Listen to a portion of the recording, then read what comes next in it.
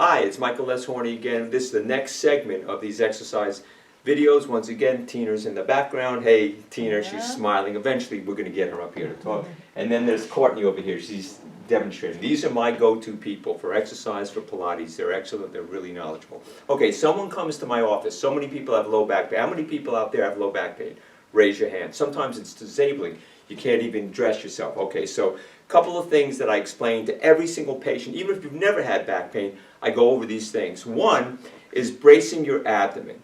So it's kind of like if I were to like punch you in your stomach, okay, and you braced, okay, you feel all these muscles. It's not breathing in, it's bracing it. So you want to feel all the muscles here really tighten up. That's bracing your abdomen, but at the same moment, you want to blow out. Because if you brace your abdomen and hold your breath, it puts a lot of pressure on your blood vessels and on the discs in your spine. So when you brace your abdomen, any type of movement, sitting to standing, lying to sitting, getting in and out of a car, lifting, bending, you want this to be a habit, okay? It's going to really help preserve your spine. So bracing your abdomen, that's one thing. Another thing that we talk about all the time, let's say you have severe back pain, like you can just hardly move, it's like you're walking on eggshells. There's something called the duck waddle exercise. And what that is, you put your hands on your back like that, and you shift from side to side, and you go ahead, you can do it.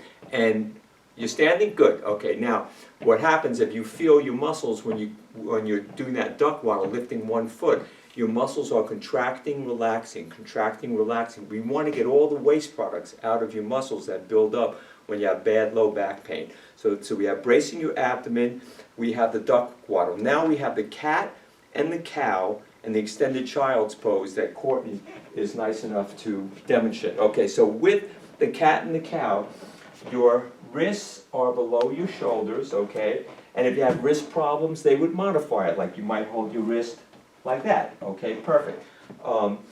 What's going to happen is when you're going to arch around your shoulders like a cat, like that, at the same time you brace your abdomen, we just showed you that, and you blow out. And then what's going to happen is, like a cow, your stomach comes towards the floor, your butt is sticking up in the air, and you're breathing in at that point, okay? So this is the cat and the cow. And go ahead, Courtney, do it again. The cat and the cow. Perfect. So you see how her spine is moving like that? It's very important to get movement in your spine because your spine gets nourished through movement. All the blood and nutrients, it's through movement. If you're just lying down resting, the spine's, it's going to take much longer before you feel better. So any controlled movements. Now we're going to go into the extended child's pose. So even if you have a lot of pain, almost everyone is able to do this. So her heels and her butt, they're touching. Everything, arms are extended out, fingers are flexed. Now she could rest her forehead on the floor like that, and maybe you'll hold it for 10 seconds or so, however long you want. The cat and the cow, usually I recommend 10 reps.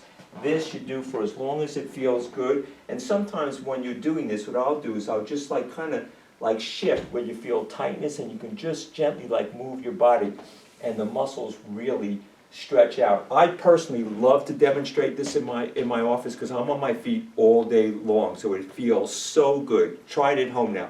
Thank you so much, and stay tuned for the next segment. Thank you, Courtney. I appreciate it.